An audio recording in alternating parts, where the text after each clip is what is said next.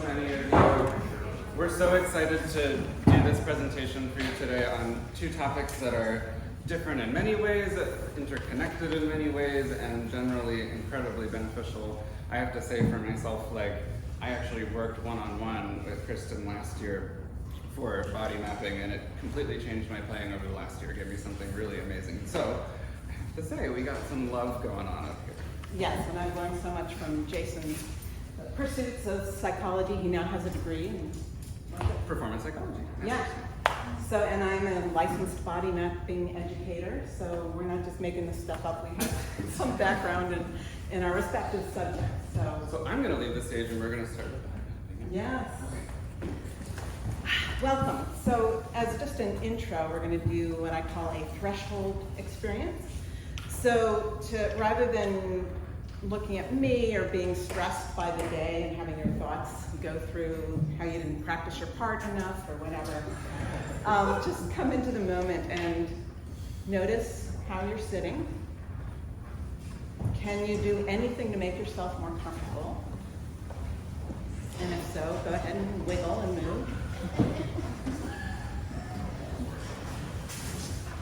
Notice how you're breathing. You don't have to change your breathing, but just notice what is going on with your breathing right now. Are you breathing quickly? Are you breathing slowly? Is it shallow? Is it deep? What parts of your body are moving as you breathe? And now take a moment to visually take in your space. Just really notice how much space there is around us. And notice what paying attention to that, what effect that has. Maybe on your breathing, maybe on the speed of your thoughts, maybe on how your body feels in general. And now take a second to call to mind something you love. Could be your Tigger stuffed animal, could be your pet bunny, your favorite slippers, just something that brings you joy. Bring that to mind. And notice how that makes you feel. So these are some skills we can use in any situation. I try to remember to make this a habit as I walk into the first day of school, and I'm as nervous as my new students to meet them and to get the year going, that I can have this kind of threshold experience to just come into myself, regain my confidence, my physical and mental grounding, and maybe adjust how my body is moving or not, or if I'm, in some sort of fixed posture, I can figure out how to get out of that, because ultimately something like this is not very comfortable, right? That's what gives us sore muscles and achy necks and things like that. So figuring out that maybe this isn't actually the most comfortable way of sitting can be very liberating to that moment, but also your general feeling in life. Being closed in like this has the psychological effect of sending stress hormones to our brain. So if you can generally open up, it's going to allow you to be more confident, more free and in touch with your emotions at the moment and your body. So those are to notice. So, during the pandemic, I became a licensed body mapping educator. Body mapping is based sort of an offshoot of Alexander technique. It was designed by an Alexander technique teacher, Barbara Conable, who realized that through her Alexander work and working on people, literally, the hands-on touch thing where the teacher helps the student grow awareness of how they're using their body, that what most of her students lacked was a knowledge about how the body works. And so she founded body mapping and has now educated a bunch of us to teach, especially musicians, how the body is built in very basic ways so that we can enhance how we move. Because we musicians move to make music. Even singers are moving their vocal cords in their mouth, their jaw, their lips, but certainly all you string players are getting full body involvement, and wind players, fully involved with fingers, which really means your whole arm, and breathing, which really means your entire torso, and legs being connected to all of that have an impact as well. So how we move is going to affect the quality of our tone, how quickly we learn pieces, the quality of our technique, the ease of our technique, our confidence, perhaps, as we perform and practice. We musicians spend many hours a day, usually, for many days a week, for years. We are athletes, and yet if you look at most athletic athletes, they are retiring by age 35 or 40, right? And we want to keep going, and we're using very fine muscles to do this. So how we treat our bodies now and forever is going to affect the longevity of our career. I'm now realizing that the arthritis in my thumb joint, probably I did most of the damage when I was your age, practicing hours and hours a day and probably a little too tense and just grinding away at that cartilage. So this matters to you guys now, not just to old people. So body mapping is under the umbrella of somatics, as is Alexander technique, the Feldenkrais method. Has anyone done any Feldenkrais? Yeah, also looks at how we move. And so it's movement study, it's mind-body work, which is why Jason is sharing this session with me, and it's body work, somatics. Massage therapists are also under the umbrella of somatics. So in body mapping, we look at the structure of our body parts, the function of each part, and the size. And as we map them, and we literally have maps in our brains of our body, which govern how we move. And those maps can be faulty very easily. Most of us have some faultiness in our body maps. For instance, a violinist who starts, how old were you when you started? 14, okay. Many start when they're 5 with a tiny little violin. The body grows, the violin might grow at a different rate, but your relationship has to grow with it. And if you're still kind of mapping your body as your arm being this long and you're playing a full-size violin, then you're gonna have some problems with that, just as an example. And we all know that adolescent kids are very awkward physically. They haven't correctly yet mapped their body to have full control over it. So some studies show that 60 to 70% of adult musicians have pain while they're playing. 60 to 70%, that sucks. That's way too many people suffering because of something they love, right? And sharing music with the world. So in body mapping, we're trying to get rid of that pain. Some studies show that 70 or 85% of adult musicians have had some sort of injury due to being a musician in their career. So we got to stop these statistics and start learning and teaching how to use our bodies so that this doesn't happen. We want to get rid of pain and injury. And you should be able to play 8 hours a day if you're using your body the way it's meant to be used. And finding muscular freedom and not getting into crunchy ways of unnecessary tension or misuse of something that's not moving most efficiently. So we're also looking at undoing limitation in our playing. So most of us experience some sort of limitation, whether it's something in the breathing of a wind player or how to trill the third finger on bassoon. You know, there's a little limitation there. But if we're mapping our bodies correctly and find this balance and muscular freedom, then maybe we find more efficiency in how we control that note. So, in body mapping, we look at 6 places of balance. And I'd like you to all stand up. You have this on your handout.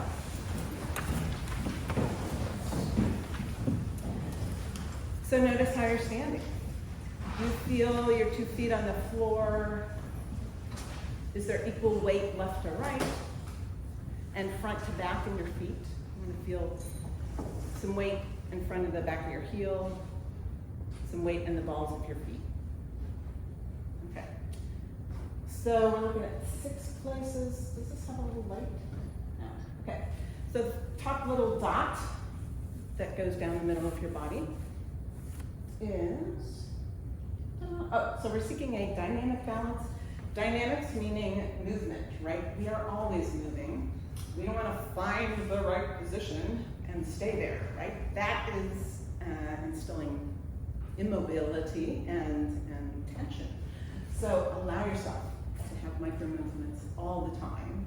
Whether you're waiting in line for lunch or picking up your instrument to play or playing, micro movements are a good thing. Freedom and natural movement. So we are looking for an integrated, full body balance.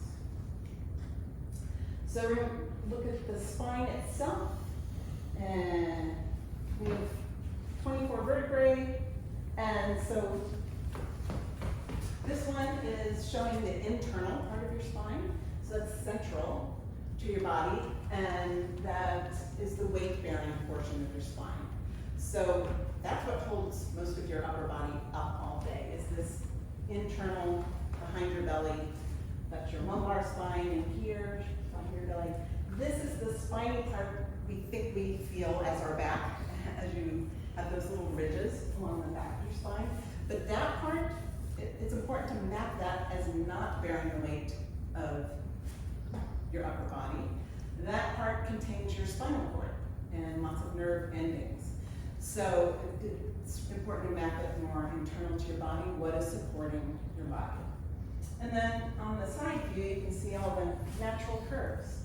The lower spine curves in toward the center of the body. Middle spine curves back out. It's that middle spine where all of your ribs attach. And then the neck is that top part of the spine, which curves in this way again. And then supports, that top vertebrae supports your skull on top.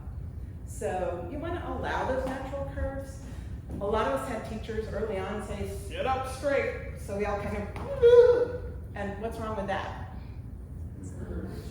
Yeah, you're trying to undo the curves and the mobility. It's really tense. So you can't breathe as well. You can't move your hands or fingers or arms as well. So yeah, there's a natural fluidness to using our bodies best. I don't even really like the word posture because that sort of implies a rigidness, right? Allowing those micro movements, really important. So we're going to start by looking at the first place of balance, the atlanto-occipital joint, the atlas being the top vertebra on your spine, and the occiput being the top of your, or the bottom of your skull that balances on the spine. So point to where you think the spine meets skull. Okay, some of you already know this. Yeah, it's higher than a lot of us think. If you take your fingers and gently point them into the ear holes, you are pointing at the top of your spine, and your skull is bobbleheading on top of your spine. So if you nod your head, that's an important awareness to know where that point is. A lot of us kind of tense our neck muscles, which is throwing off our entire integrated body balance. So having that first place of balance be nice and loose, free, in its natural spot, really important.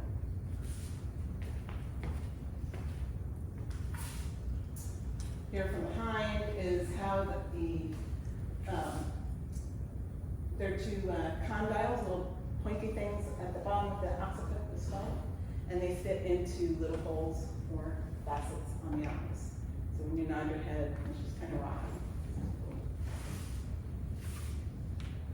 We have tons of muscles, obviously all over our body, but these are lots of neck muscles going every which way, which is why if you've had Alexander technique, the first line in the mantra is let the neck be free. All these muscles can very easily get tensed from being nervous, anxious, off balance, texting, playing your instrument, coming out to the instrument, right?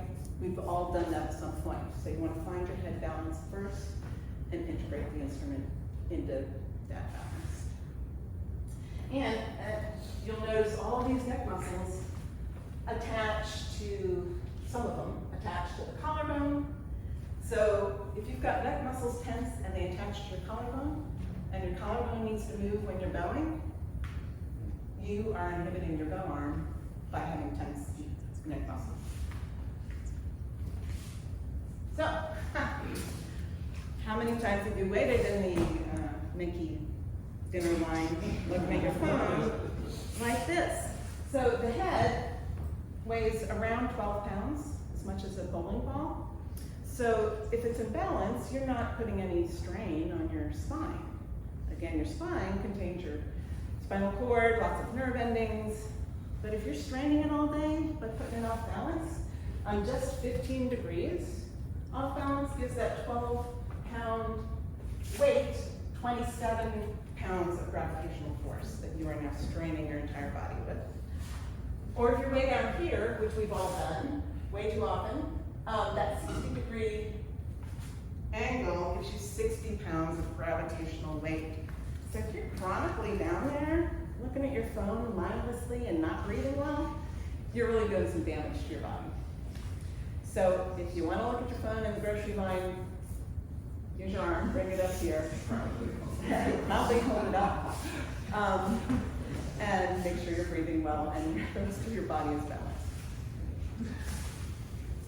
So we're going to move on to another place of balance. I think I have the lumbar spine next. Yeah.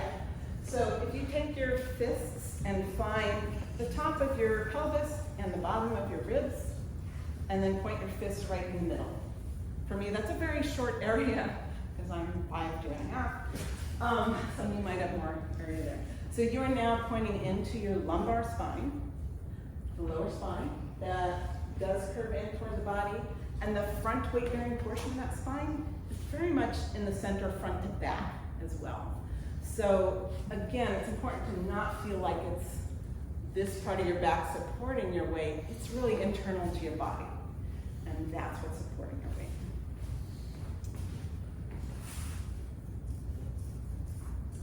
So when we're standing, our pelvis, we have all these arch figures in our body, and so the weight comes down into the larger part of our pelvis and into our legs. Very logically designed, we all are. Very grateful for the amazing design of our bodies. Yeah, and notice the sitting bones here. So since I've become a female, pelvis is wider and shorter. Male is, these two sitting bones are closer together and it's longer. Ever since I became a body mapping educator, every time I sit down in a chair, I'm like, okay, can I feel my sitting bones on the chair? So that's how that you guys can get into, especially when you're playing your instrument. So go ahead and gently have a seat, keeping your neck free as you do so. And go ahead and sit on your hands and see if you can find those rockers, or sitting bones. So those are your points of balance when you're in a chair. Now most chairs are not built for your particular height, right? So I show up a lot of places and the chair is too tall for me. Tall people show up and the chair is too short for them. So we have to kind of figure out the best way to negotiate any chair, but if you've got contact with your sitting bones, you've got a good start to a relationship to that chair. I usually have to sit very forward to feel my sitting bones balanced and my feet balanced on the floor. Yeah, and here you can see those sitting bones having contact with the chair. Notice that the tailbone is on a different plane than the sitting bone. So the tailbone is not touching the chair, it's up. If it is touching the chair, you're really sitting like this and might find a more lengthened way to relate to the chair. And your legs come out at the side of the pelvis and are also at a higher plane. So technically we're not supposed to sit on our legs. We want that point of contact. So stand up again. Keep you guys active today. So this is a side shot of pelvis and hip joint. I, for years, mapped my hip joint as being at the front, like when I walk, I feel this moving, right? My legs moving from here. I was wrong, so I'm still remapping that. So when I'm walking, I'm like, oh, it's my leg is coming into the hip from over here. So go ahead and see if you can kind of find, it is a little hard to find, but see if you can find where your upper leg bone is coming into the side of your pelvis. And so it's from those sides that our legs are moving as we walk. And we've got lots of range of motion at the ball and socket joint. Right? So that's an interesting mapping. Anybody, is this a new mapping for anybody out there? Hip joints at the sides? Pretty powerful, pretty awesome. And so when you sit down, you just want a perpendicular relationship to pelvis and leg bones. This is fine too. If you're keeping the integrity of your upper body, leading with your head, letting the neck be free. If you need to lean over to make reads under the light or whatever, that's not so bad for you. This, hunching over and curling your spine this way, that's kind of bad for you because you're throwing your whole body off balance, or this kind of thing. So always keep the awareness of head, neck, back relationship. And bending the hips is great. In fact, when we're bowing, again, I used to map, I'm bowing from right here, my my waist, which in body mapping doesn't really exist. But we are bowing from the hips, so it's where the pelvis meets the lower leg bone at that side hip joint. So go ahead and take a bow, lead with your head, and notice that you are doing that from your hip joint at the side of your body, from pelvis to legs.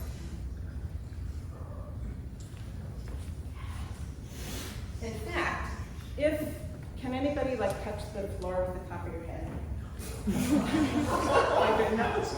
Anybody that far?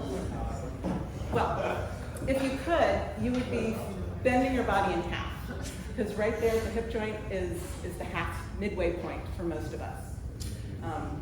Yeah. And most of us map that higher, right? The midway point of our body. But our legs take up half the length of our body. Briefly, the knee joint here is where the femur, upper leg bone, meets the larger of your lower two leg bones. And that's the largest joint in your body, your knee joint. So just for experiment, go ahead and lock your knees back. Probably not a great position to be in. Why?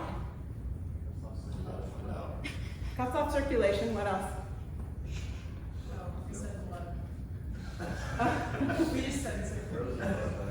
Throws your butt backwards. Yeah. Your whole body bounces off. Yeah. Right? So this is not, never mind not being an attractive look, but yeah, it's going to strain your body and your neck. Yeah. So go ahead and bend your knees. That's a very healthy movement. If you're just standing, waiting in line, you want to be in front of locked, but not actively bent. So just loose. I mean, you don't want to sit there waiting in line like this. So it's a good quad workout, but unnecessary to be using those muscles all day. Some other, yeah, those are those positions we just discussed. So you want to find balanced, neutral knees. Same with hips, right? If you lock your knees, your hips kind of lock here. You can also lock your hips forward. My husband, the former horn player, used to always play like this. Now that I'm a body mapper, I can criticize him for that. But he had trouble with breathing and stuff throughout his career, and it could have been based in this kind of throwing everything off the butt. So that balance, easy alignment of hips, knees, AO joint up here, balanced over the lumbar spine, balanced over the feet. So important to be conscious of that. Then we have the ankle where lower leg bones meet top of the foot. So here's the top of your foot, lower leg bones. We think of the ankle joint in body mapping as where those meet and where it can move. So you can go ahead and wiggle that. Most of us map ankles as these bumps on the outside of the lower leg, but really the joint, the movement is happening top of it. So that's kind of interesting. Take a few steps and kind of feel that. Our feet have lots of arches, cross arches, transverse arch, longitudinal arches. So we want to allow those arches to exist and roll as we want.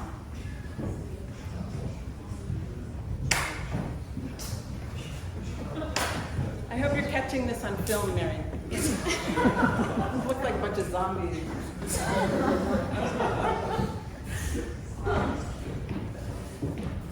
So, as we're standing, here's the tripod of the foot. You want to experience equal weight between this spot right in front of the back of your heel, 50% of your weight and 50% distributed in the balls of your feet, and equal left to right foot. And then when you're walking, freedom of movement from hip, knee, ankle, and rolling from heel to ball of foot. Toes free and unengaged. They're just there to help you push off a little bit. You don't want them tight the whole time you're walking. Okay. So, and then we've skipped over the sixth place of balance, which is the arm structure. This is a bird's eye view from above, looking down at your vertebrae and your ribs, and over here your shoulder blades and collarbones. So all this stuff needs to be balanced too, to integrate with all those other points of balance. Arms just hanging there at your sides. We are very frontally oriented humans, not only texting, computers, writing, eating, playing an instrument, right? All day our arms are coming forward. So it's really important to know that the balance spot is at the sides and not to chronically let those collarbones come forward of neutral. Keep that awareness. Be nice and open. And when you need to come to the bassoon, for instance, coming out this way, not this way. And in body mapping, we talk about 4 major joints of the arm. The first one being where the collarbone meets your breastbone. So go ahead and find that. And you can wiggle your collarbone forward, back, and feel that movement. Should be quite a range of motion there. So you want all of that to move freely. Certainly string players experience that frequently, but also wind players, allow that to, and of course pianists as well. And one thing about the collarbones, also if you're kind of crunching down all day, so you can see here a bunch of nerve endings, blood vessels that go between the collarbone and the first rib. So if you're kind of downtrodden or forward trodden, you're straining those nerve endings and the blood vessels and cutting off flow to your lower arm. So sometimes if you've got numb hands or tingly hands and fingers, which immediately go to a doctor if that happens, but it might not be a problem in your hand. It might be a problem farther up the line. It's all connected. So yeah, first place to look is my upper arm, meaning collarbone balance. All right, so here's the second major arm joint. See the shoulder blade? We mainly think of those being in the back, but the shoulder blade also has this little socket at the side, and that's where your upper arm bone meets your shoulder blade. Isn't that cool? So that's the real shoulder joint. This is another common mismapping. We see the shoulder as this big lump over here, but the movement is happening somewhere kind of under our arm. You can find where that is. Okay, so yes, mapping that spot of movement is really essential. I love shoulder blades. Aren't they the coolest bone? Ah! Okay, then of course we've got elbows, major arm joint. So, fun fact, our fingers have no muscles in them. 0 muscles in the fingers. when you're moving your fingers, it is via tendons from the forearms. So, the inside of the forearm, do this, they flex. You can feel your forearms, feel those muscles moving as you move your fingers there. So cool. So again, tense fingers, you gotta look up the line if you got issues in your fingers. And back of the forearm, extend fingers. So the back of the forearm here is what lift fingers off your keys or your fingerboard.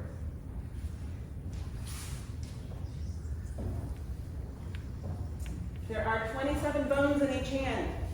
Isn't that amazing? So many ways that all those joints can move, and it's okay to allow them to move that way. Most fascinating are all these little wrist bones. There are 8 of them that kind of roll around on each other. So you want to allow some flexibility there. They are actually here, what we think of the palm of the hand. So it's a common mismapping to kind of look at your hand and think there's one big bone that's palm-shaped, right? But I did that till I was 45. But actually, those finger bones are coming way down here, right? They extend down here. So you want to find that flexibility throughout your whole hand.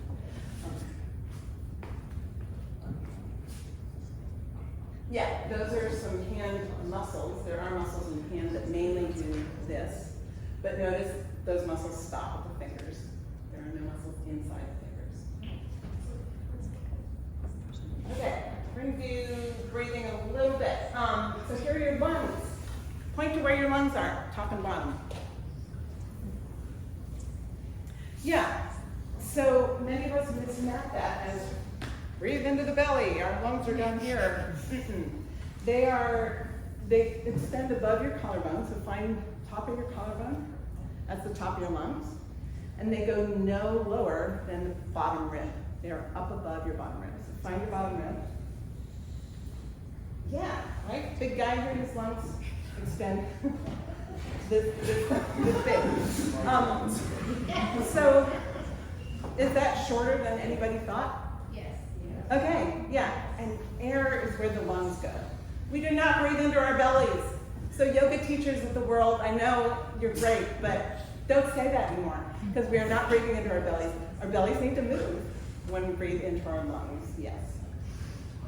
But we gotta let the lungs move. So they are encased in the upper ribs, and notice from the back, you can see lungs. So there are lungs surrounding the internal part of your spine. So yes, we do need to move in our backs when we're really letting ourselves breathe well. So our spine has little joints with our ribs that allow our ribs to move up and out when we're inhaling. So go ahead and take a deep breath and see if you can let your ribs move up and out.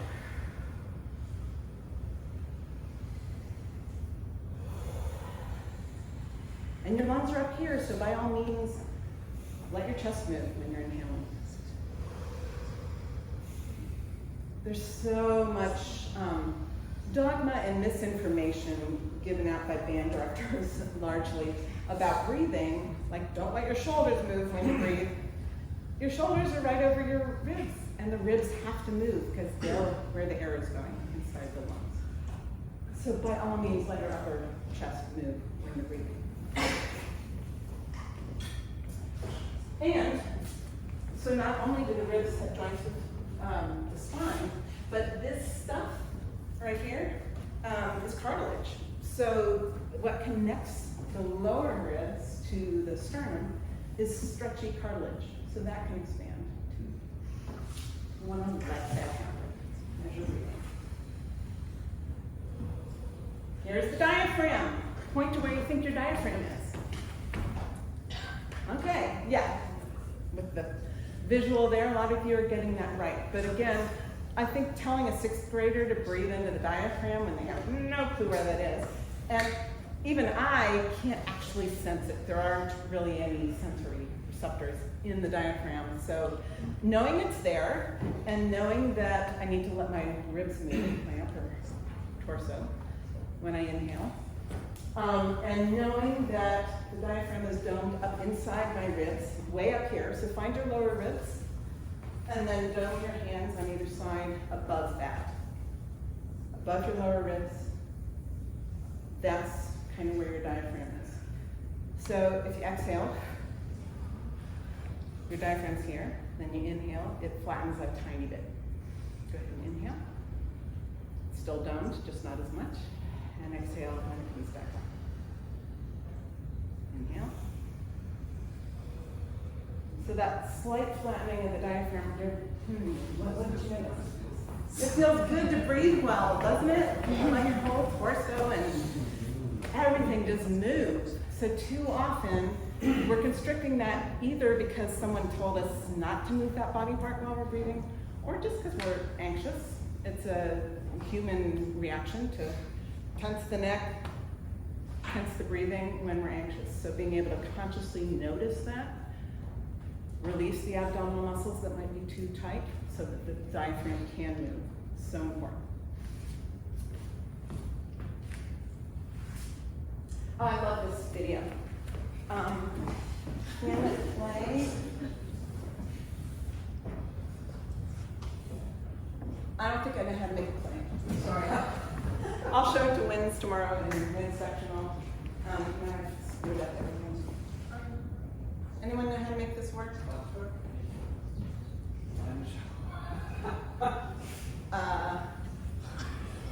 Okay, stop. Help. Any questions so far on body balance, breathing? What about wearing high heels standing? Yeah, I definitely wear high heels for an hour if I'm sitting. I asked another body mapper, because sometimes heels actually help me feel a little balanced. Not huge ones, but 1 to 2 inches with soles that are well supported, I think is okay. But picking shoes that you feel you can be balanced in, whether it's on stage or walking every day, that's really important. They are the base of how everything else above can be balanced. Great question. Anything else? About the contact points on the feet, I don't really feel like most of my weight in the left side and the inside of the ball I feel. I only feel it on the outside. But when I try to, it kind of feels like I'm that's it. I don't know. Is that like the difference in people? It's probably partly habit. Yes, and you can. Oh, the question is, we sit back that way. So like when I'm standing on my feet, I only really feel like 2 contact points, and I mostly feel like the inside, like front of my ball of my feet. Like I don't really feel it on the outside as much. I kind of have to like flex to feel it on the outside more. So I don't know. I was wondering if that's like a normal thing or not. That's a great observation. I think we all have those natural imbalances. Some of them are habit, and some of them are intrinsic to how we're built. I would think you could change your habit a little bit, maybe with a slightly wider stance. The most natural stance is letting your hip joints, which are kind of here, be right over the knee joint, right over the ankle. And then look at your upper body too. So if you shift, so we have an external rotation in our knees and hips. What if all of those are allowed to get out just a little bit? I can stand like this, right? Sorry? Creates more space for the pelvis. Yeah, right. Allowing more space up here. Are you able to experiment with any shift? I don't really figure it out. Yeah. Or it could just be really tense muscles from walking a certain way. Carrying your instrument, right? You've got an imbalance probably as you're carrying an instrument. So certain muscles are tensing as you walk. And maybe they haven't loosened in years. So some foam rolling, lacrosse ball rolling, massage therapist to make sure your muscles are free and open and allowing this muscular freedom of movement so you can move according to your body mass. Okay. I still can. Oh, yes, we can. So, breathers, which is everybody. So we're letting our ribs move to allow air into the lungs. We're letting the diaphragm do its work, but not thinking about it too much. We're just letting the slightly dome downward of the inhale do what to everything else, the intestines. That's what allows all that to pooch out. I find too often wind players who are focused on pooching out their belly when they breathe get into problems. It can be very tense, right? You don't want to lead with that action. You lead with drawing air into the lungs, which the intercostal muscles between the ribs lift the ribs, making more space. Air being a gas rushes into that space, and the diaphragm is helping by pulling down the lungs as well. So yes, lead that motion with the ribs. Allow the belly to pooch out, but don't make that the main attraction. So as the diaphragm is gently pushing down, pulling down, muscles only pull, and your guts are going down and out in all directions, these muscles at the bottom of your pelvis, the pelvic floor, also should be free and able to move, kind of elastically, like a trampoline, along with your diaphragm. So, and if you are wondering, most of us aren't very in touch with our pelvic floor. It is associated with peeing and pooping and other activities. So here's how the diaphragm works along with the pelvic floor. So if you want to get in touch with your pelvic floor, pretend you have to pee really badly and you're holding it in. Or you have to pass gas and you're holding it in. Then you're activating your pelvic floor. But please release it because you will be triggered. So diaphragm on exhale is domed up. Pelvic floor on exhale is in its natural place. On inhale, both elastically are moved down. You want to just allow that to happen. Another chronic sign of being nervous, clenching that pelvic floor. So letting that go, essential to good breathing, good general movement in the body. All these muscles in our abdominal area, important to let them be flexible as we're moving, breathing. You want to let them move out. As you inhale, you don't push them out. You just let the air and all its effects happen. And so, as we're playing wind instruments, sometimes we do engage these muscles a bit. That's okay. But experiment with how much. I find a lot of young players try to support and really push with those ab muscles and over support. And pitch goes sharp and tone gets tight. So experiment with how little you can engage those muscles. And our spines, those little cushy discs between the vertebrae, they're cushy, so they can expand and contract a little bit. When we're inhaling, our whole torso compresses a tiny bit. Don't try to make that happen, just let it happen. And as we exhale, we get a little bit taller. That can actually help me play on the bassoon, to think of, as I'm blowing air, that I'm getting a little bit taller. I'm allowing my spine to lengthen. Skip her right now. What's that? Okay. 1 minute. Barbara Conable, founder of Body Mapping, says these are the sources of support. I'm going to take a photo of that wind players. Ah! Thank you. And she gets dragged off the stage. Floor and the chair, the bony structure of the body is supporting you. The rebound back of the abdominal wall is supporting your air. Rebound back of the pelvic floor. And all of that's just like a trampoline. And the lengthening of the spine supports your sound. This is my concept of breath support. Focus on the sound you want to make. So that's first and foremost, as for any musician. Know what you want to sound like in any moment. Oh, it's mine. I didn't even realize. That's someone out there.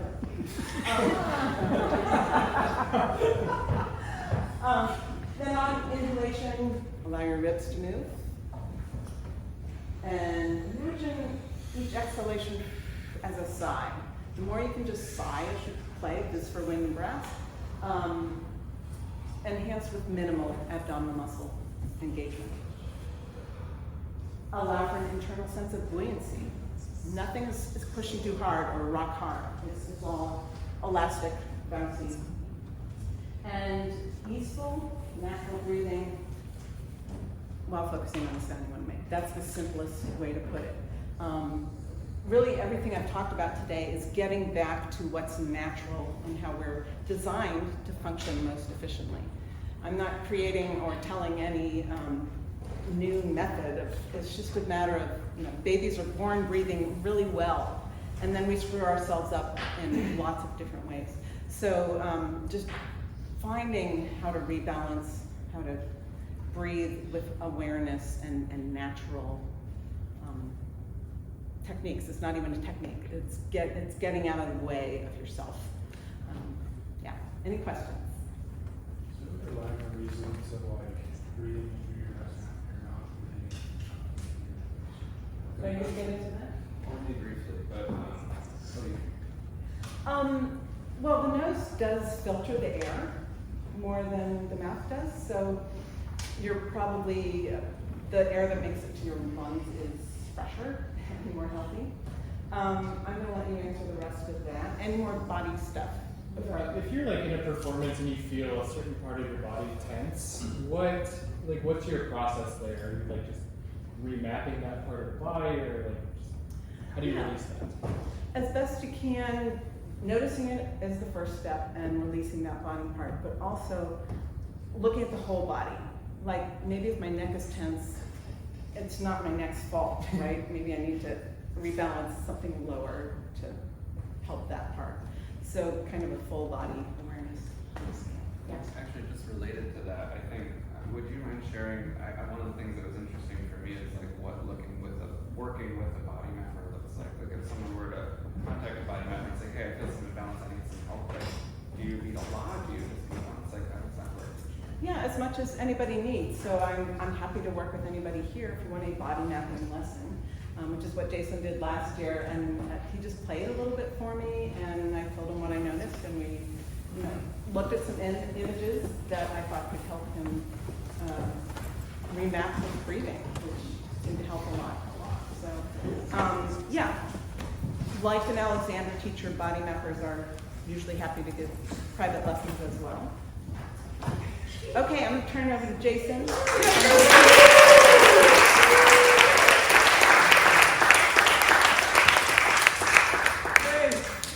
Fabulous. Thank you. The baton. Fabulous. Take a micro rest from paying attention for a second. Close your eyes and give yourself 10 seconds to chill. Or you can talk to each other, that's cool. It's hard sometimes for 90 minutes to really be aware and awake and there, so. There's a lot of research that actually shows little mini micro rests like this are sometimes enough to just help us regain our focus even when you're practicing. So. Okay. If you want to keep sleeping, be my guest, but anyway, I'm so excited to be here and chat with all of you. As Kristin was mentioning also, I think both of us are also willing to kind of hang out after this for a little bit if you have some more questions about body mapping, performance, psych, kind of the combination of those two things as well. So I am going to kind of plow ahead because I have a bunch of things I do want to cover, and we don't have a ton of time. So as Kristin mentioned, I did do a master's degree in performance psychology, and part of that is because I have loved this topic for my whole career, and I felt that it has been just absolutely integral to my career and one of the many things that I believe has helped me perform. I have to say that a lot of us look at professional musicians when we're students and think like, oh, they just have it all figured out, and someday I'll figure out how to be confident too. And I think I'll say I'm nervous for every concert I give. And so I think I'm here sharing this with you and kind of sharing the things very personally that helped me as well, not just kind of like a lecture and all of that. One of the things that I actually encourage you to do in general from being here, and thank you so much of you for being here, so many of you, is to really think about, there's a lot that Kristin just covered. There's a lot that I'm going to talk about. And we have our handouts for you. There's one if you haven't gotten mine as well. I mostly just did that as kind of an outline of what I'm going to talk about so that you don't have to scribble notes and stuff. But try to really grasp onto something, at least from each of our presentations, that to you seems to really fit you. That's like, wow, that's something I really want to try. Because chances are that's the first step you want to take. So, what is performance psych in a nutshell? Most of you probably already know the fact that athletic teams use a performance psychologist, a sports psychologist to help them. The field of sports psychology is actually basically just as old as the general field of psychology is.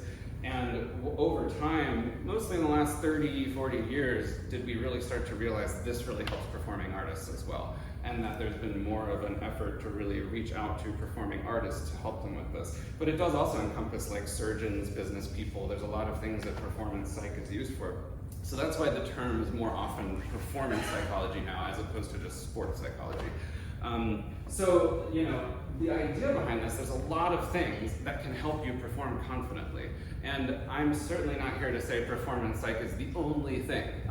What it is a more scientific approach to examining performance. So everything that a performance psychologist recommends that you try is based on studies that have been done on hundreds of performers and saying, hey, what affected their performance? It's not always the right way, I would say, to come to a conclusion all the time, but it's kind of how performance psych is structured. And what we try to do, performance psychologists, and when we work with people too, and in our consulting, I think a lot of it is based on what can you do concretely to build as a skill? What is something that you can work on and improve in your work and in your practice? So I'm going to speed ahead again. How many of you actually, under pressure, giving a concert, have had negative thoughts during that performance, like, I sound bad? Okay. How many of you have had that happen for like a large part of a performance? Okay. How many of you have had some sort of physical symptom of like you're either shaking, you feel your heart racing, something along those lines? Okay. There's nothing I can do to help you. You can leave now. I'm just kidding. Actually, another one that I find really interesting, how about the feeling of I'm performing and I sort of black out in a way that's not like I'm in flow and loving it, but like I just can't think about anything. I'm like paralyzed. Yeah, a little less common, but that also does happen.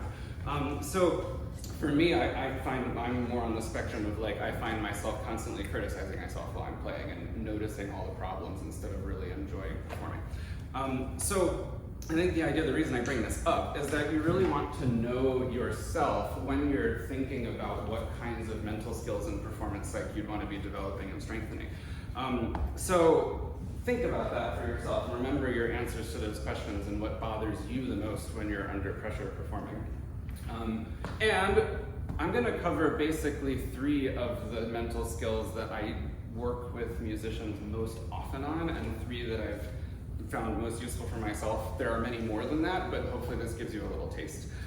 So before I go on, close your eyes for a moment and get an image of a pink elephant in your head. Some of you may have done this before, but you see the big long pink trunk, not truck, please.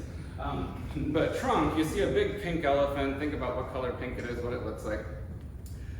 And now think about anything but that.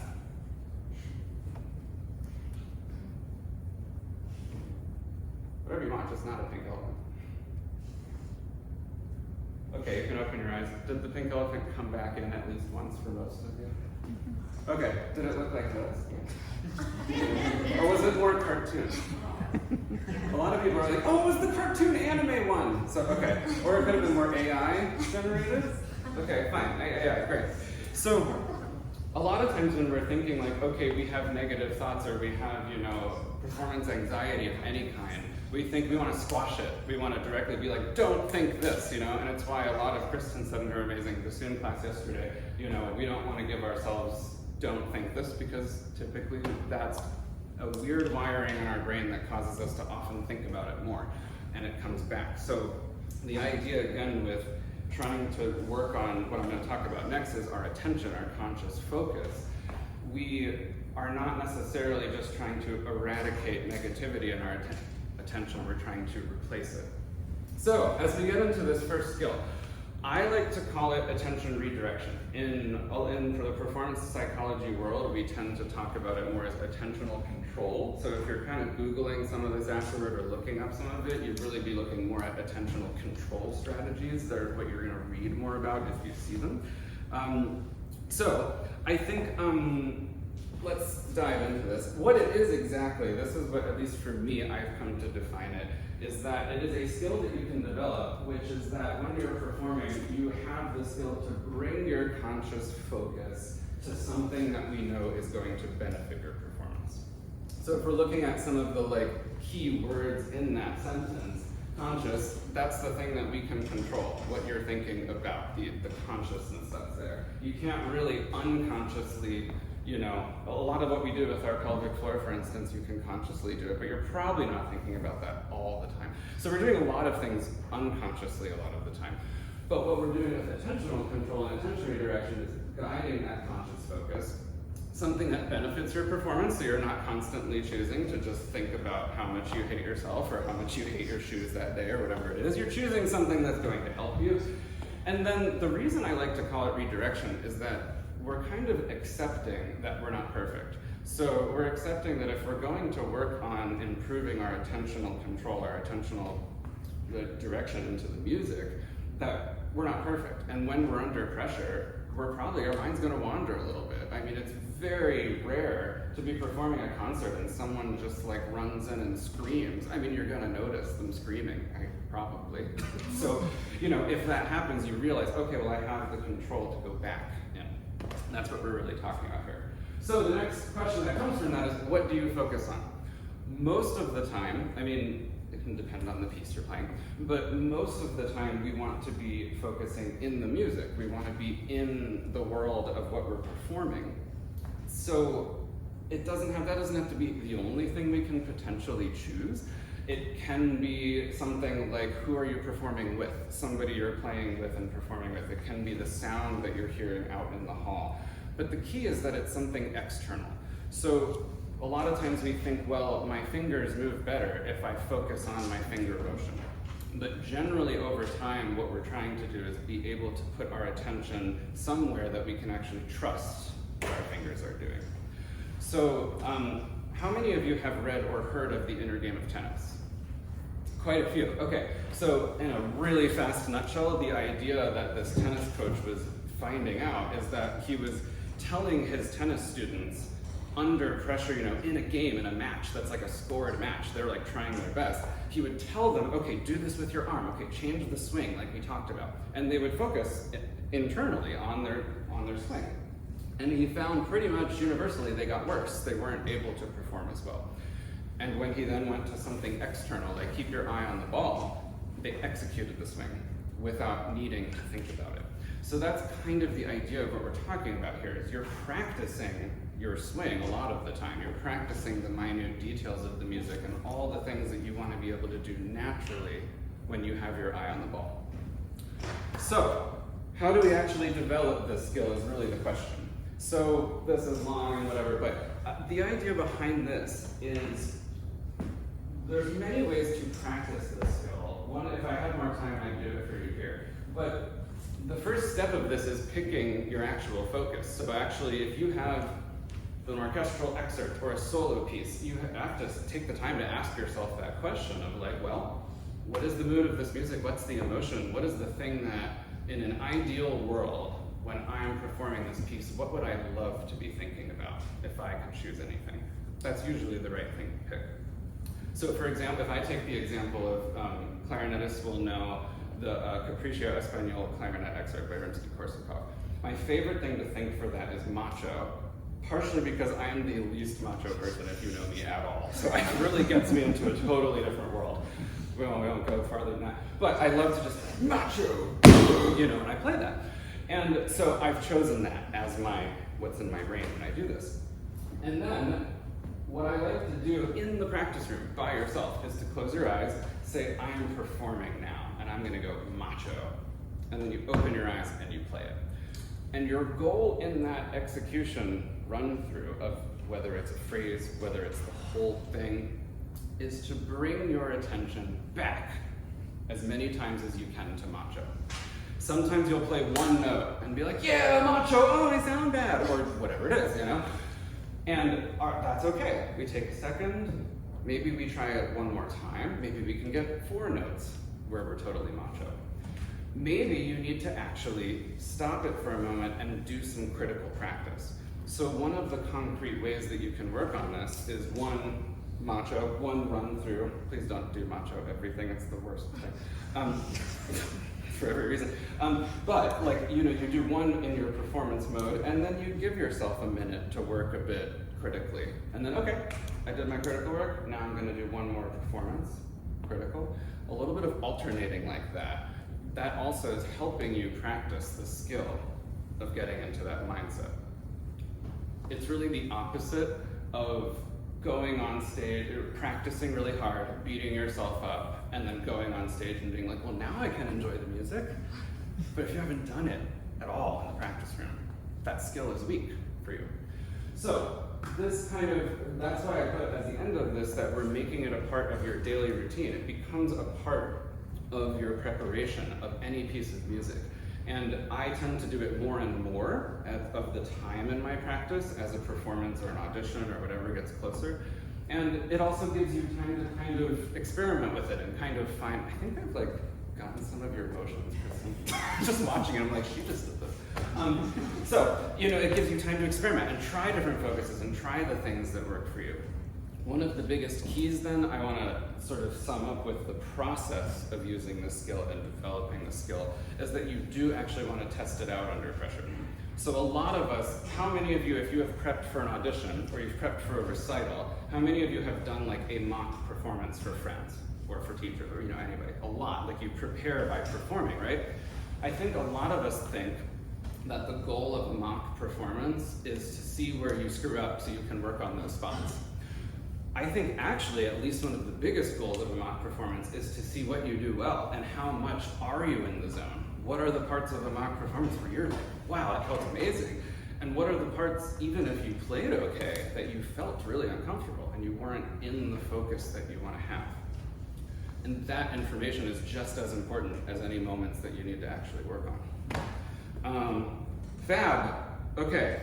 To me, this is one of the most important skills in performance psychology, because everything we do on an instrument is very physical and very mental.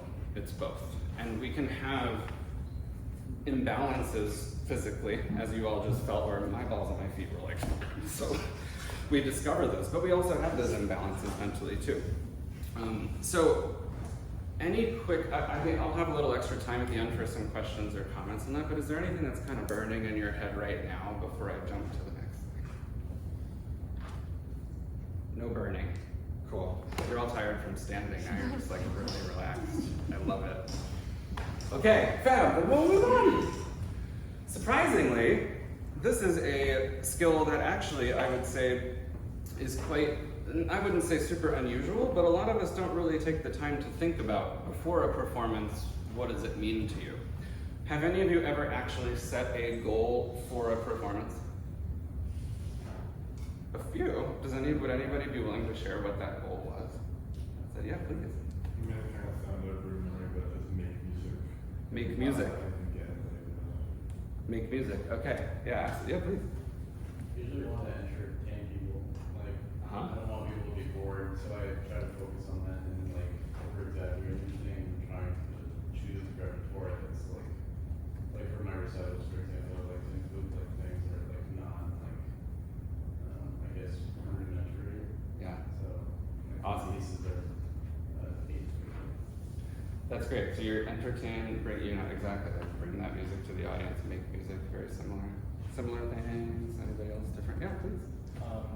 Playing in a way that I would enjoy if I were my own audience member. That's like, Playing the way, I love that, playing the way that I would enjoy if I were in the audience. That's a lovely thought. That's cool. Maybe I should try that. Okay, lovely. Thank you for sharing that. It's like the little triangle of sharers. Thank you. So, to be clear, now they're all just throwing things on the floor. That's great. So to be clear, when we talk about goal setting as a mental skill to benefit our performance, the idea behind this skill is that we're setting a goal for the performance. So I'm not really referring to like weekly progress goals, or practice goals or something like that. It's like, what is the goal that if you give that performance, it will feel like a success to you? What is that thing? So we're really getting behind what's the ramifications for this audition, whatever it is. And there's actually quite a bit of research on this, primarily on athletes, but what it mostly shows is that process goals are what we want to be focused on. And it's many of you have probably heard something before, like, do your best, and like we are doing this audition, or we're doing this to get better, Yes, like I think that this is kind of that idea, but I like to get a little more specific with that. So when we're talking about process goals, the alternative is mostly outcome goals.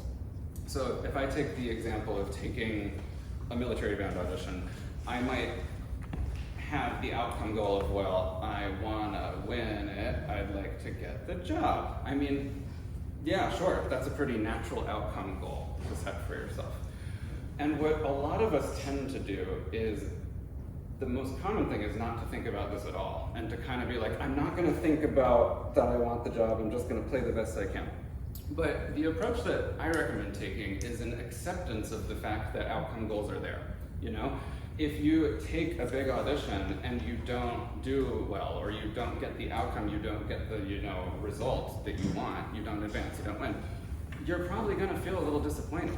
And that is a potential outcome in every performance or audition that you give. So I think for me, it's helpful to accept that that's there and say, sure, I want this. Like, I know that I'm gonna be nervous because I want it, or because I want someone to love how I sound in the audience, or whatever it is.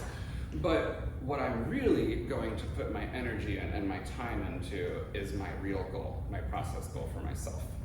So, I mean, there's a few different examples of that, and I'll just share a couple of them, but the real picture of this is the idea that we are focusing more energy and devoting time to really believing those process goals.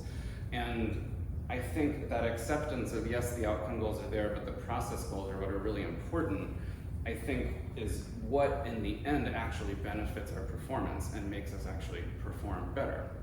So, I think when we're trying to figure out what to actually set as our goals, it's kind of normal to take some time to actually believe that a process goal is useful, Like, it took me a few, as many of you know, I've taken a lot of orchestral auditions. It took me a few of those orchestra auditions until I got to the point where I really truly believed that I could set my goal as, to accept this, to really just make music the best I can, and to feel like I'm really going for it, for example. And it took me a few auditions before I realized, yes, that's actually really helping me. Like, that actually makes me feel good. So if this feels a little hokey, or it feels a little bit like, well, I don't know if I'll believe that, it sometimes takes time to get to that point. So, how are we using this as a mental skill? First, think about it. Talk about it with people. There's no one right goal for everybody. Sometimes it can be 2 words, make music. Sometimes it can be longer.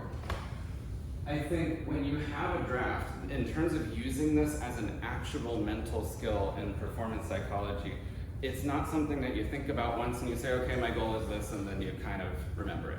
It's something you want to write down, you put in your binder, it's on your stand. I had someone say that they put it on Post-it notes on their fridge and above their bed, and then one time the Post-it note fell off the bed and she woke up like with the Post-it note on her face. So whatever, something that you're going to see it a few times throughout the day when you're getting ready for this performance.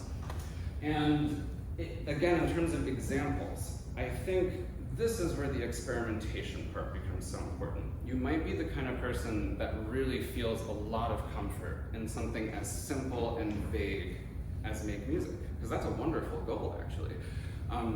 Sometimes people feel like, we're musicians, we work really hard and in a lot of detail. Sometimes we want something that's more measurable, something that's more like, for at least half of this performance, I really want to have my attention in the music as much as I can. And that's a really concrete thing that you can reflect on, as an example. I found, and I wrote something similar to what I use for a lot of orchestral editions on here, I found a little paragraph was helpful for me. And I came up with, I accept that I'll be nervous because I want this job, and I know I'm not going to play perfectly. But this audition is going to be a success if I do my best, trust all my hard work, keep my attention to music, and be proud of what I'm showing off.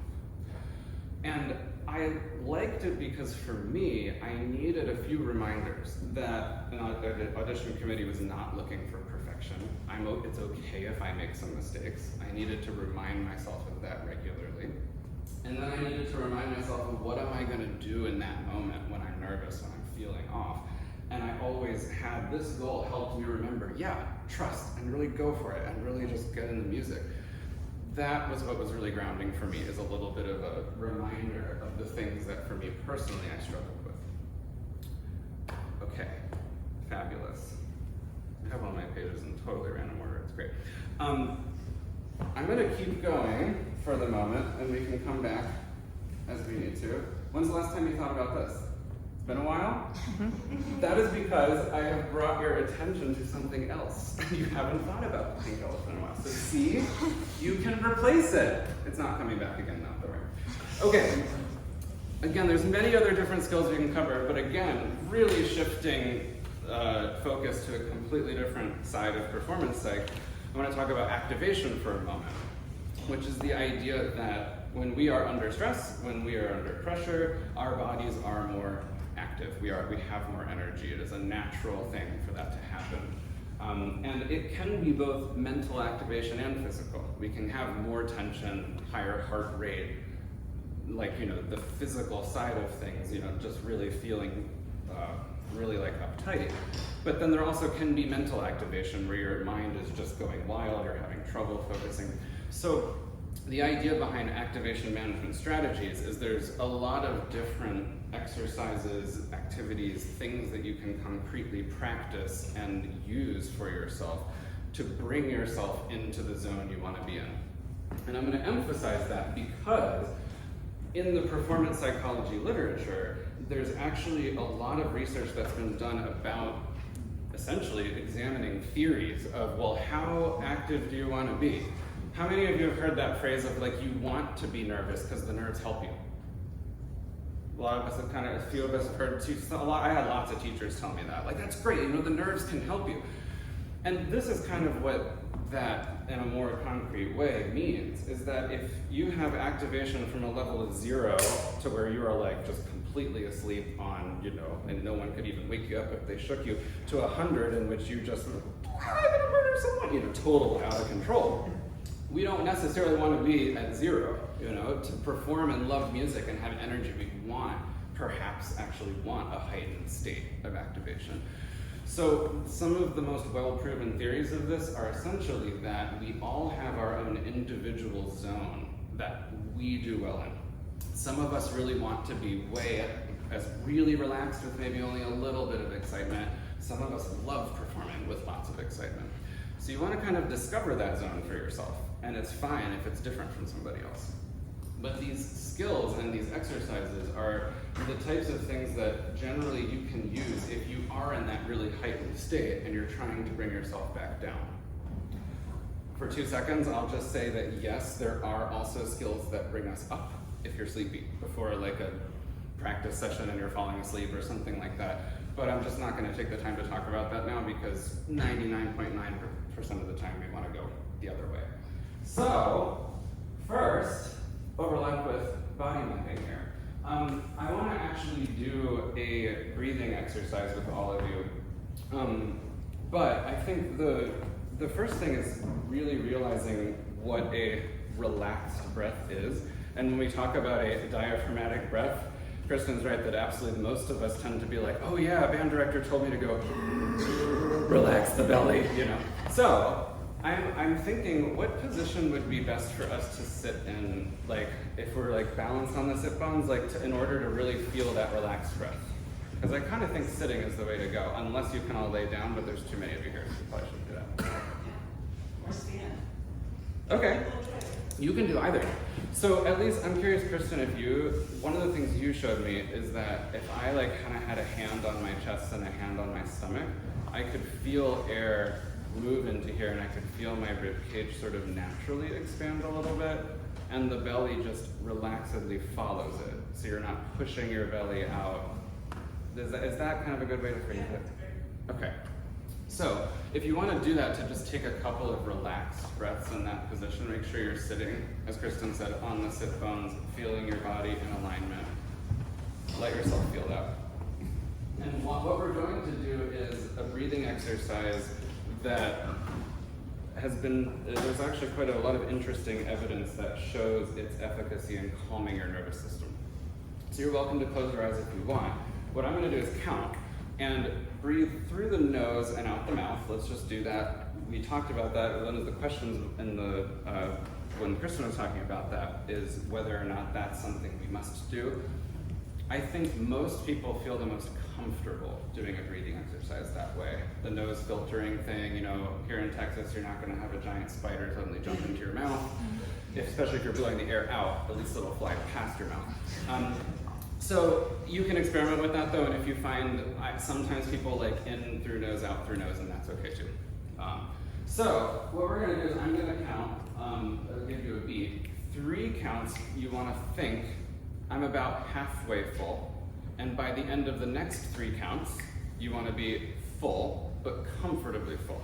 So you're not forcing air in, you're not adding tension, you are comfortably filling your body with air.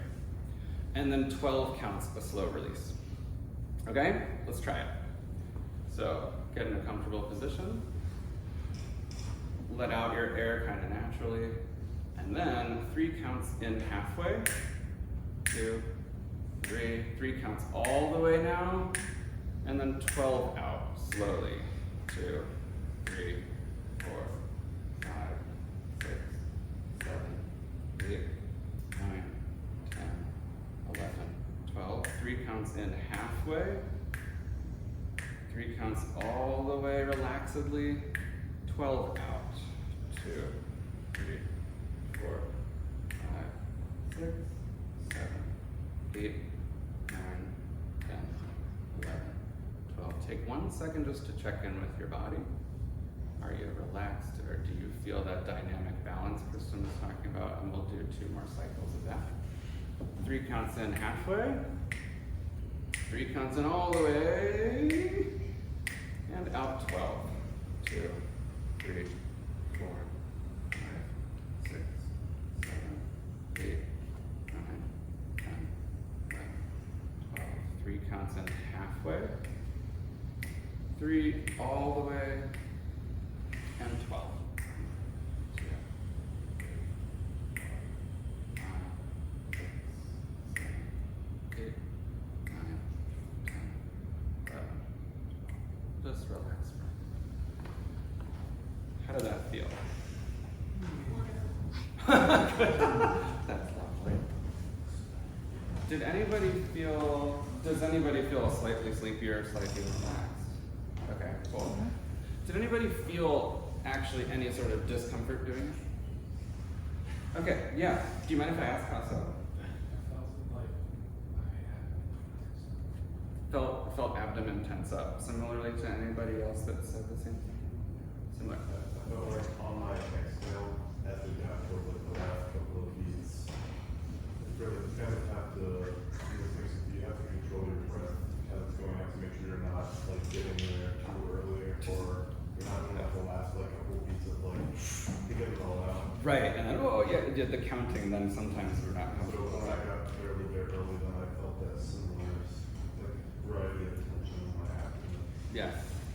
So I ask that because that actually does happen sometimes. It can happen to some of you if you're in a weird position, or it can happen, I would say actually, your comment about that it was difficult to manage the exhalation sometimes comes from just doing it a little bit more over time and just gradually learning it as a skill to pace that breath, to actually pace those counts.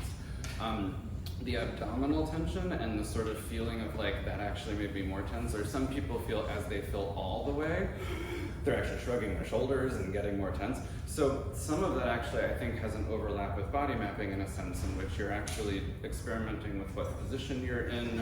I actually think these chairs are kind of horrible. Yeah. So whatever, I think maybe it's fine. So I think some of that is then postural, but then some, I would suggest perhaps actually experimenting with the deepness so that it's slightly less deep when you're inhaling, and focusing more on the relaxation rather than the fullness. And so if you're experiencing some of that, experimenting with how many counts you do and your actual positioning. And Liz, did you have anything to add to that? No. Okay, because she's literally fixed my breathing, so she's much more of an expert on this than I am. This particular exercise, some of you have probably heard of a lot of different breathing exercises. Box breathing is very common. I mean, there's all sorts of things, yoga exercises, things like that. This one was just examined in a couple of interesting research studies that essentially they found above all the other breathing exercises, and actually also mindfulness meditation, that this was over time gradually more effective overall over a long period of use for lowering someone's activation. Yeah, please. That's my area of research, so. Really? That's intriguing. This work is, to say it's next level, it's amazing. So that's powerful. I just want to underscore what you just, I mean, I'm a psychologist, that right there. Oh, cool. Oh, you shouldn't No, tell no, me that. no, My elbow that activation is just so went. People would just know. I'm sorry, it's powerful. I just Yes. thought that was a great piece that you brought the research up. I love that. Because if we realize it's real, it changes the white matter in the brain, the seeds of empathy and resilience. You're not just doing yourself a favor to calm down, it's actually helping how you can approach every interaction. That's beautifully said, and I think I should underscore, thank you for that, and we should get coffee. But I wanted to underscore the fact that this was just, I think, only one study. And on a large group of people and all of that, but it certainly was not proving that other breathing exercises are bad, or that other ways of lowering are worse, but rather that there's some evidence to show this particular exercise is efficacy. So it definitely doesn't mean you all should do this with these counts, you know? It's more that, yes, there's just some support for this, and there's probably new research coming out every day about these kind of things. I should say, by the way, thank you, that the idea behind this is that your inhalation is just twice as short as the exhalation. That's all it is. So you don't have to do 3-3, which is 6, right? I didn't get great math grades in school. But that you could do 2-8 math, or something else. Speed, doesn't really matter that much as long as the proportion is approximately that. So if you're looking for something to try breathing exercise-wise, I think it has the dual benefit of, if you've learned something, say from body mapping or Alexander technique, or something about your positioning and your dynamic balance and all of that you're trying to reinforce, you can do that along with this exercise as part of a routine for yourself. 5 minutes a day, 5 minutes backstage before you perform, that kind of thing. It's not gonna hurt you.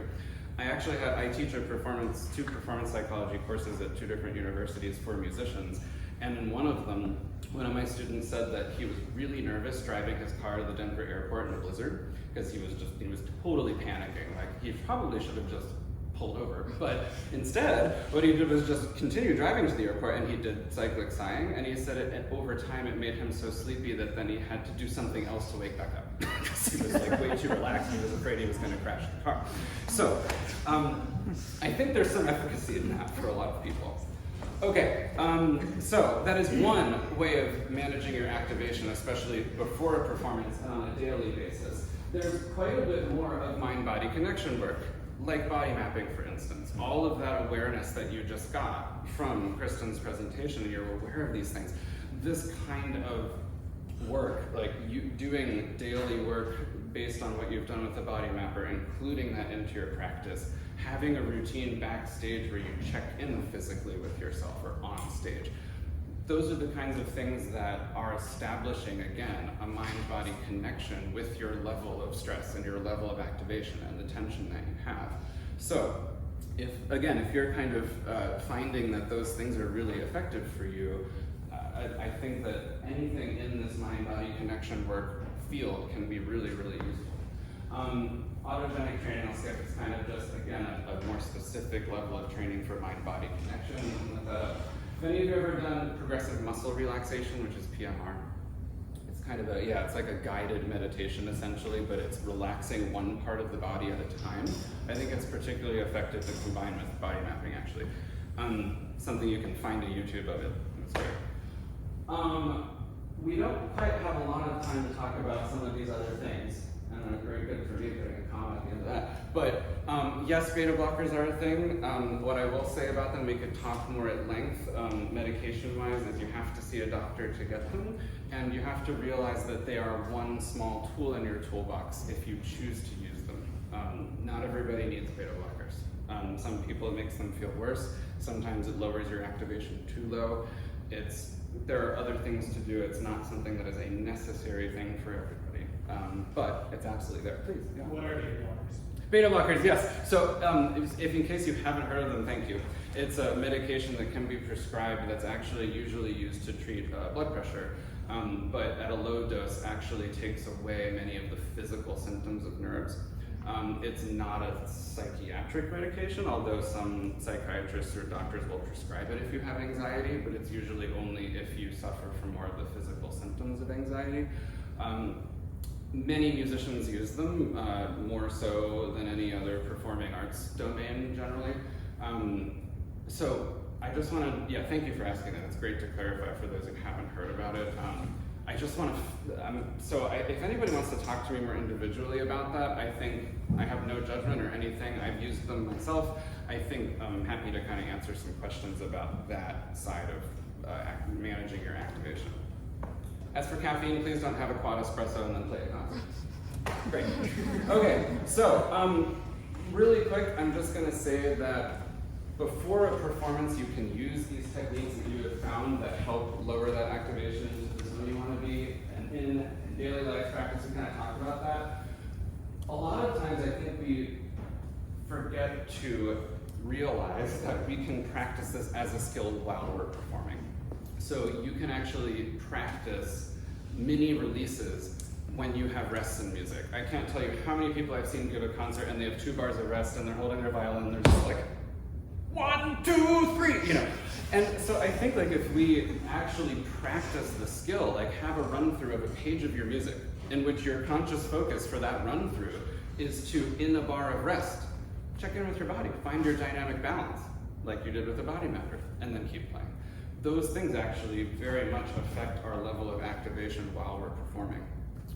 So I think especially if you're the kind of person that finds that as you play, you actually feel more and more buildup, I think using that as a way to incorporate this mental skill can be really effective. Okay, so I have to wrap up. I just wanted to mention that the field of performance psychology is actually quite broad.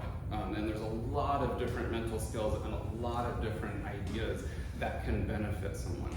So I think performance consultants can help you with how are you critically practicing, how are you learning pieces, how do you memorize. Adversity training is like doing mock auditions but under less than ideal circumstances, which you can get a little too creative with, but in one of my classes, I had someone play an entire solo piece, but I blasted Miley Cyrus at the same time. Visualization and imagery is, again, a very common tool to use. Self-talk, especially if you beat yourself up about your confidence in general. I wrote a 30-page paper on perfectionism in musicians because we're almost all perfectionists, which is very fun. Things like auditions. So I instead of just talking about a lot of these things, I wanted to focus on those other 3 skills, but also just kind of share with all of you that this is here. There's a lot to explore.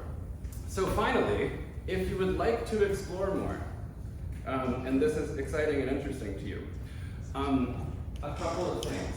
As I mentioned at the beginning, I hope there's something, a couple of things from today in general, both Kristin's talking and my talking, that you found interesting, relevant, somehow engaging for you, like, hey, that might help me.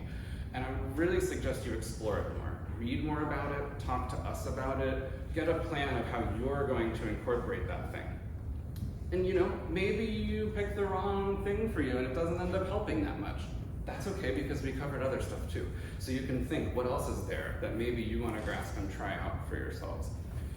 In terms of the performance psych world, the number one thing, as Kristin even mentioned in her master class yesterday, how many of you have heard of the Bulletproof musician, Noah Kageyama? Fabulous, one of my biggest mentors. I have an interview on his website and I work with him all the time. He is just an absolute genius. His blog is free. It's totally all performance psych for musicians specifically. You could just spend days and days reading his blog posts and get incredible ideas for your practice, for your performance. You can even search the blog, so if you're really interested in visualization or imagery, just type that in the search, you'll find 5 articles about it. Then book-wise, a lot of people ask me, I want to go read something about this. The only thing I'll say is I don't think that for most people, one book has all the answers for you. We're all humans, and one person wrote a book. Great, there's probably a lot of amazing stuff in those books. But it's probably not the only thing. I'd encourage you to read books and explore this, and read the blog, and talk about it, So, and finally, did I put my email here? Yeah. I'm going to be around, obviously, the rest of the week. I'm happy to chat with more of you, any of you, but also, you're welcome to email me, even after the festival. I'm happy to, touch base with any of you about this stuff. I probably have to stop. Is there any quick question or two that for everybody? Yeah, Gretchen. I mean, it just occurs to me that we spend so much time perfecting our craft, and yet our mental preparation is so relatively haphazard compared to what we do on the technical side. And so I think both of these presentations have been just terrific. Thank you. And I'll say that I hope that for myself, just to share briefly, I think that I felt that so much more happiness and enjoying music and gratitude for making music as my mental preparation became part of my preparation in general. Thank you. That is the goal, right? Yeah, exactly.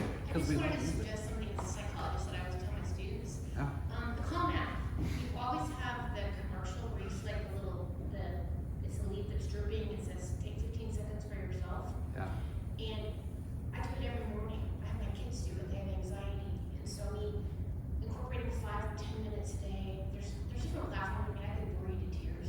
But it's like building your muscle, like going, I go to the gym, I do that for my mental health. And I just really highly recommend it to anyone I know, and anyone that you know, period, in life. So. Yeah, those little pauses for yourself. Well, the Calm app has it built in.